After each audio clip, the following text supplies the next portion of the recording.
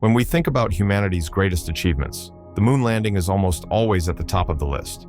It was bold, impossible, and carried out with technology that today looks almost primitive. Yet, despite that success, more than 50 years passed without humans returning to the lunar surface. Why? The answer is far more complex than just money or politics. It's a story of ambition, fear, shifting priorities, and the rebirth of a dream only now becoming possible again. In the late 1960s, the Apollo program had a single mission: land humans on the moon before the Soviet Union. It wasn't about exploration. It was about proving technological dominance. That urgency created a moment in history where nearly unlimited resources were poured into a single goal. At its peak, NASA consumed almost 4% of the entire US federal budget. Adjusted for today, that's hundreds of billions per year, an amount that simply cannot be justified outside of a geopolitical race. Once Neil Armstrong took his first step, the political justification evaporated.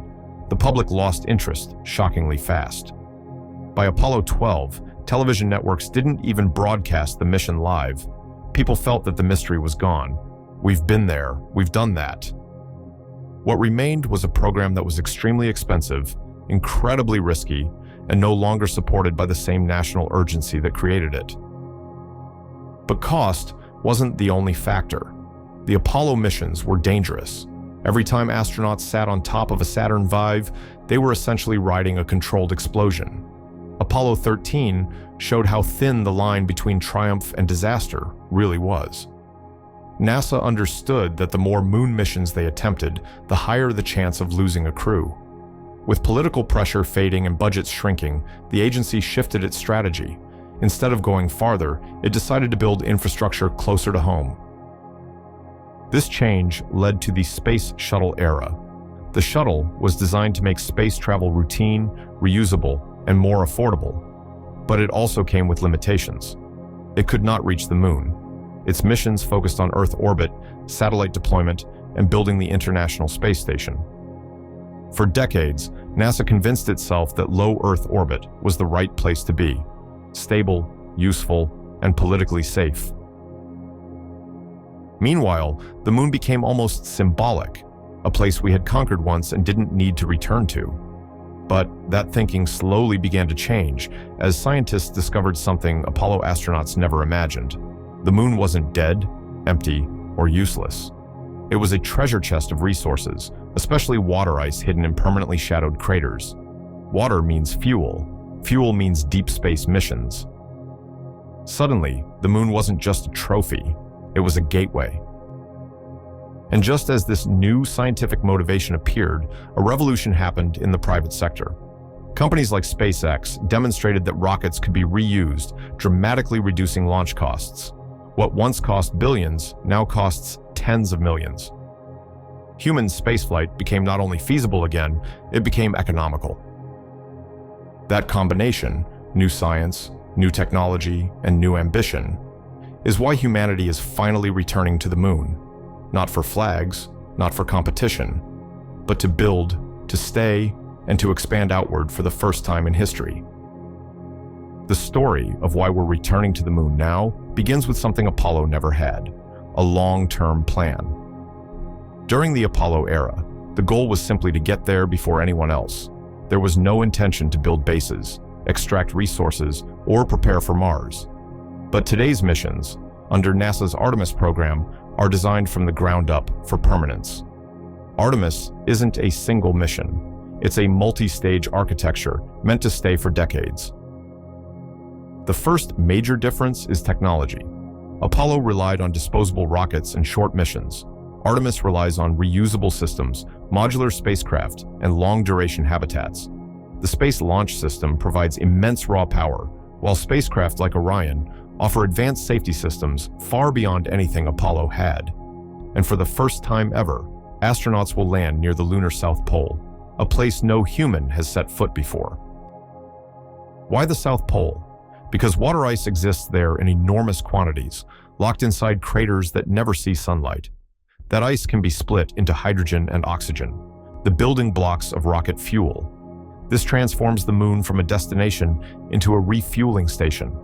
A spacecraft that refuels on the moon needs far less fuel to reach Mars or deeper space. Suddenly, the moon becomes the key to the entire solar system. Beyond fuel, the moon offers stability. Building a base on the moon is far easier than building one in orbit. You can anchor structures to the surface, use lunar regolith to protect from radiation, and store equipment without worrying about micrometeoroids traveling at orbital speeds.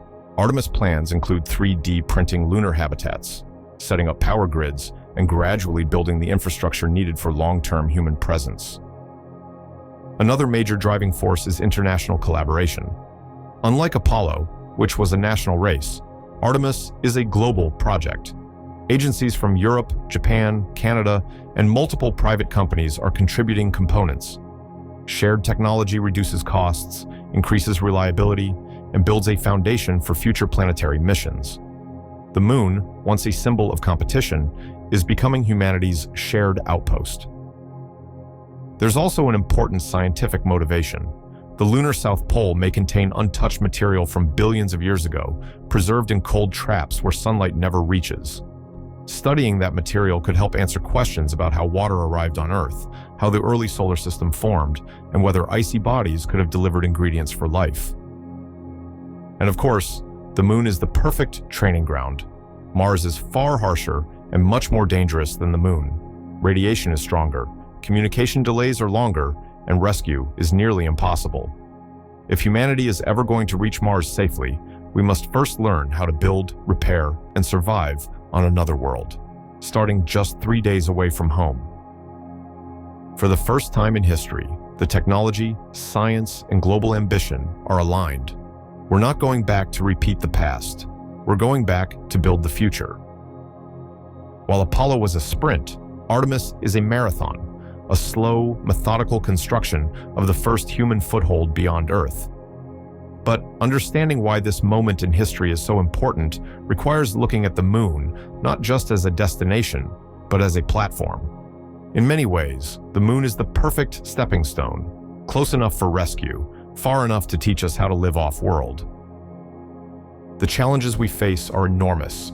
The moon has no atmosphere, brutal temperature swings, constant radiation, and a surface full of razor-sharp regolith that can damage equipment.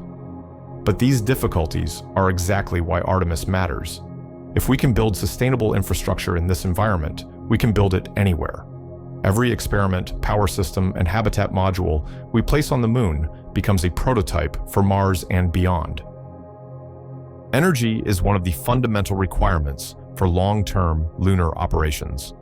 Solar panels work well near the equator, but at the poles, sunlight grazes the horizon at a shallow angle, creating unique opportunities. Elevated ridges at the South Pole experience near constant light, making them some of the most valuable pieces of real estate in the solar system. Setting up power stations there could keep bases running continuously. But the real prize, the reason the South Pole is the target, is ice. Frozen water preserved in permanently shadowed craters could support life, agriculture, fuel production, and oxygen extraction. Instead of launching everything from Earth, astronauts could use the moon's resources to sustain themselves. This concept, known as in situ resource utilization, changes everything. It shifts lunar missions from supply-heavy expeditions into long-term settlements. The presence of water ice also raises new scientific questions. How did it arrive there? Was it delivered by comets, asteroids, or ancient volcanic activity? Some of this ice may be older than any ice on Earth, preserved in darkness for billions of years. Studying it could reveal the history of water in the early solar system, and by extension, the origins of water on our own planet. Another reason we are returning now is competition, not a Cold War race, but a new era of global interest in lunar resources.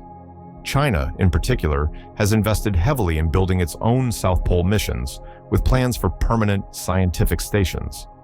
The moon is becoming a strategic frontier again, and nations are moving quickly to establish a presence. Artemis is not only a scientific mission, it is a diplomatic and technological statement. But perhaps the most important factor of all is inspiration. For decades, space exploration felt static, stuck in low Earth orbit, repeating the same missions without bold steps forward. Artemis has reignited a global sense of possibility. Children today will watch humans walk on the lunar South Pole for the first time. Entire generations will grow up with moon bases as a normal part of life. This cultural shift is as important as any scientific discovery. The moon is no longer a dead world we visited and left behind. It is becoming the foundation for humanity's expansion into the cosmos. As humanity prepares to return to the moon, one of the most exciting developments is the growing partnership between astronauts and robotics. Machines will play a far larger role in Artemis than they ever did during Apollo. Before humans even arrive, robotic scouts will map landing zones, analyze ice deposits, and begin preparing the terrain. These machines are essential because the lunar South Pole is harsh, shadowed, and filled with jagged terrain that could damage early missions if not surveyed properly. These robotic systems will also help build the first generation of lunar infrastructure. Autonomous bulldozers, diggers, and 3D printers could shape the surface, move regolith, and even build walls to shield habitats from radiation. In many ways, the moon will be the first place where humans and robots truly cooperate to construct a functioning extraterrestrial society. This hybrid approach makes lunar bases far more practical and affordable than those imagined during Apollo. Another major focus of Artemis is scientific exploration. With modern instruments, astronauts will be able to drill deeper than Apollo ever could, collecting samples from beneath the lunar surface, where material remains untouched for billions of years. These samples may contain clues about the early solar system, the bombardment period that shaped Earth, and how water and organics arrived here. The moon preserves history in a way Earth never could, without weather, erosion, or plate tectonics to erase it. But exploration isn't limited to the surface. One of the most ambitious ideas is the search for stable lava tubes, massive underground tunnels created by ancient lunar volcanism. These natural caverns could provide protection from radiation, micrometeorites, and extreme temperatures. A base built inside a lava tube would be naturally shielded, potentially allowing long-term human habitation with minimal construction. At the same time, space agencies and private companies are developing new propulsion methods that could transform lunar travel. Nuclear thermal propulsion, for example, could drastically reduce the travel time between Earth and the moon. Meanwhile, reusable landers, powered by methane and oxygen produced on the moon, could create a self-sustaining transportation system that keeps costs low and missions frequent. All of this infrastructure serves a larger purpose, preparing for the first human missions to Mars. The moon is our testing ground. Every habitat module, life support system, communication network, and power grid built on the lunar surface provides invaluable data for future settlements on the red planet. If we can keep humans alive on the moon for months or years, we will know what it takes to survive on Mars, a world far more distant and unforgiving. But perhaps the most dramatic shift brought by Artemis is psychological. For the first time in half a century, humanity is thinking beyond Earth again. Space is no longer a place we visit. It is becoming a place we will inhabit. The moon is our first step toward becoming a multiplanetary species, and Artemis is the program that turns that vision into reality. The return to the moon is not just a scientific mission or a technological milestone. It is a shift in how humanity understands its place in the universe. For decades, we looked at the moon as a symbol of what we achieved once. Now, we see it as the foundation of what we can build next. Artemis marks the transition from exploration to permanence, from visiting space to living in it. And this change will reshape every aspect of our future. One of the groundbreaking concepts being developed is the Lunar Gateway, a small space station in orbit around the moon. Unlike the International Space Station, Gateway will not be a home for large crews. Instead, it will serve as a staging point, a refueling hub, and a scientific platform. It will allow spacecraft to dock, recharge, and head to different regions of the lunar surface with far less fuel. Gateway makes the moon more accessible than ever. Gateway also represents a new philosophy: build infrastructure in space, not just missions. Instead of launching single-purpose spacecraft that disappear after use, Artemis builds a network: orbiters, landers, habitats, relay stations, and robotic systems, all working together to create a sustainable presence. This approach means future missions will be cheaper, safer, and far more capable. A long-term lunar presence also enables deeper scientific exploration than ever before. With stable habitats, astronauts can conduct months-long research into lunar geology, search for ancient volcanic structures, or study lunar quakes with advanced instruments. The moon may even help scientists detect gravitational waves or cosmic particles with far greater precision than Earth-based observatories. Then there's the human factor. Living on the moon will challenge astronauts physically and mentally in unprecedented ways. Low gravity will affect muscles and bones. Extreme isolation will test psychological endurance. Dust, radiation, and limited resources will push engineering systems to their limits. But these challenges are necessary steps toward building the resilience required for Mars and future deep space missions. Perhaps the most inspiring aspect of returning to the moon is what it means for future generations. Children who grow up watching Artemis missions will see the moon not as a distant symbol, but as a place humanity actively inhabits. They'll witness the first permanent human settlement beyond Earth, something no previous generation has seen. And for many of them, that will plant a seed of ambition that pushes humanity even farther. Ultimately, Artemis is the moment we shift from being a civilization limited to one world to a civilization building outward. The moon is our training ground, our fuel depot, our scientific archive, and our launch pad to the rest of the solar system. Once we learn to live there, nothing prevents us from pushing further, to asteroids, Mars, and eventually the outer planets.